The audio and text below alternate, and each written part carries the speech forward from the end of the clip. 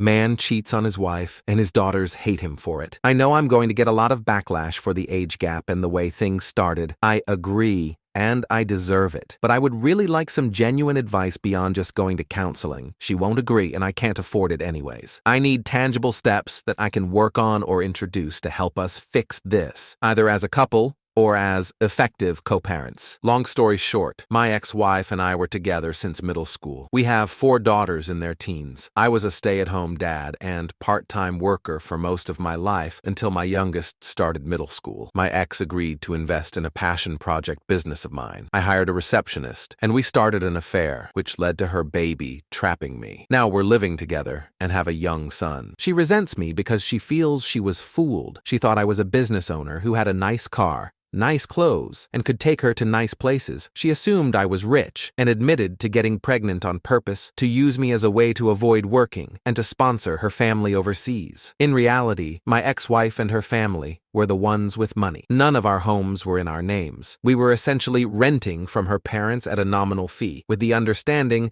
that these homes would be left to her and me after her parents passed. This arrangement allowed my ex's $150K salary, not huge for a high cost of living area, to stretch, and we lived a good life. When I left our marriage, I walked away with half our savings, $25K, my personal property, and my car. I lost my business due to a lack of funding and didn't seek alimony. I resent her because I feel like I was fooled too. I thought she loved me. I couldn't believe the attention a young, attractive woman showed me. She was incredibly persistent and pursued me strongly. But now, it's clear she has no feelings for me, no care, no desire, and I can't believe I gave up my entire life for what was essentially an ego trip. I loved my ex-wife. I really did, and I still do. But I had never been with another woman, and when I brought up the idea of an open relationship, she shot it down. So when this opportunity came, it felt like a dream come true, and I was weak. Now both me and my girlfriend are in a place we never imagined. She's living in a shabby apartment with an old man and still has to work. I've lost my kids, the love of my life, my family, my lifestyle, my business, everything. And it's all 100% my own fault. She stopped being intimate with me the moment she realized I wasn't rich. I'm still with her because I feel like I need to have something to show for this disaster. At least I have a son and a partner, right? At least it wasn't for nothing, but also because I don't trust her with our son. She's not a good mother, and I'd be worried about his safety and the people she'd have around him. I honestly don't know why she hasn't left me either. What can I do to improve the situation? Logically, I know it would be best to break up and co-parent, but I'm afraid for my son and embarrassed for myself. Is there any way to salvage this? I'm thinking about telling her we can have an open relationship. She can be with whoever she wants and go wherever she wants, as long as she lives here, so I can have my son 100% of the time. I work from home. I don't know if that's the right answer here, though. Update 1. I had an affair. My ex-wife divorced me, and my kids absolutely refused to speak to me. I was an incredibly involved dad. Most of their lives I worked 1-2 days a week and then stayed home with them the rest. I was closer to them than their mom,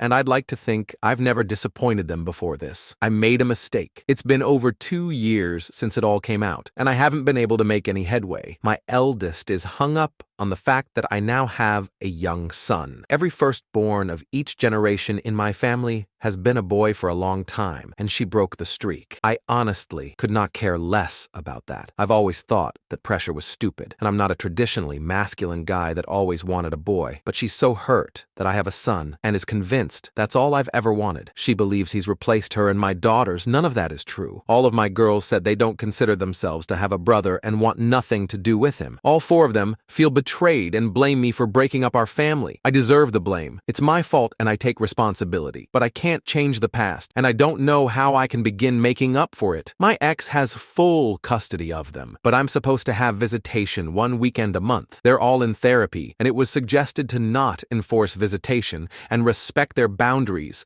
while they work through it. I've done that the entire time, and there's been no progress. Does anyone have any suggestions about what I can do here? My ex absolutely hates me, but has always been supportive of the girls staying in contact with me. She's respected their wishes, but still gives me updates once in a while. My eldest is turning 18 soon, graduating this coming year, and probably moving away for university. I feel like the time to make up with her especially is slipping away. I know I'm the shitty person here. I was a terrible husband, but I was honestly a really good dad, and I miss my girls. Has anyone been through something like this? How did it turn out? What are your suggestions? User asks OOP if he fought for custody. OP: I did fight for custody, but they were all old enough that the court considered their preference and the situation and only granted me visitation. A part of that was also because I didn't have the means to get a place large enough for all 4 girls, my son, my girlfriend, and myself. I still don't have room for them in my current apartment, and being a mostly SAHD did not give me the experience, education to get a good enough job to support them here. If I had the choice, I would have chosen my ex and family over my affair partner. User asks Oop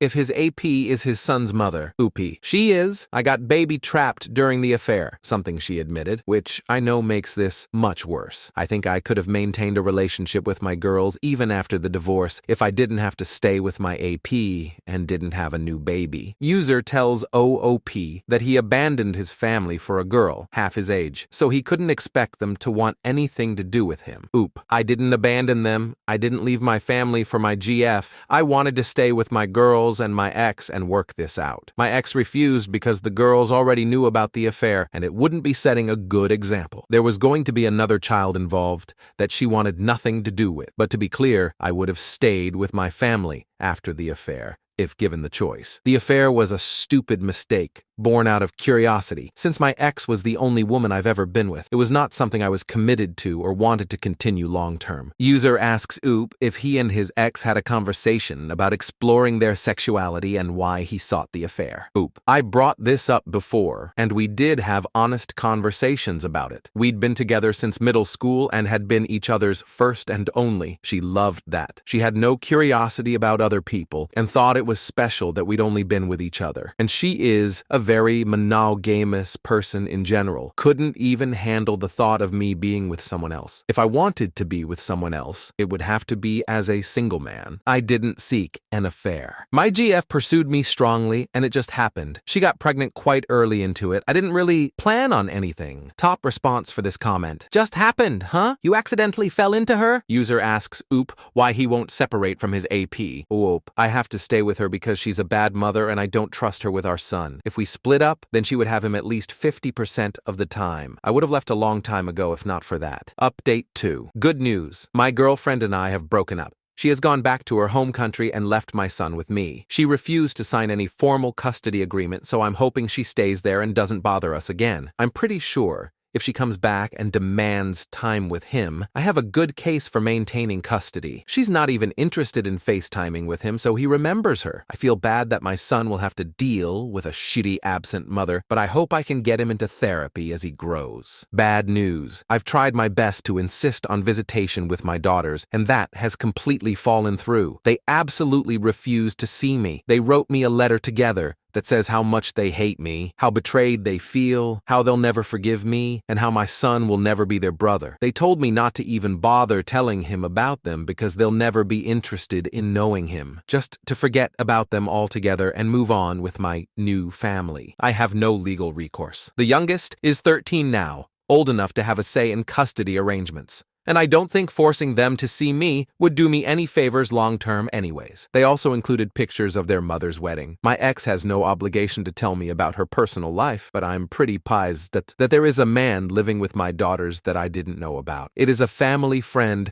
that has been in their lives for 10+ years, so not a total stranger, but it still hurt to see pictures of their recent wedding and family pictures with my daughters. They mentioned that they now have a father figure and don't need me anyway. The whole thing really hurt. I know I have no right to feel hurt that my ex has moved on when I cheated on her, but their whole relationship has moved very fast. So now I'm wondering if they started it before we got divorced. There's no way to know now. Doesn't matter anyway. My ex agreed to keep me up to date and send pictures of my daughters once in a while. After dealing with my son's mom, I'm grateful that she is so good to our girls and that I don't have to worry about their well-being. I'm trying to focus on being a good dad to my son and patiently waiting for my girls to grow up and reach out. It may never happen, but I'm hopeful that they will understand me more as they become adults and gain context for life.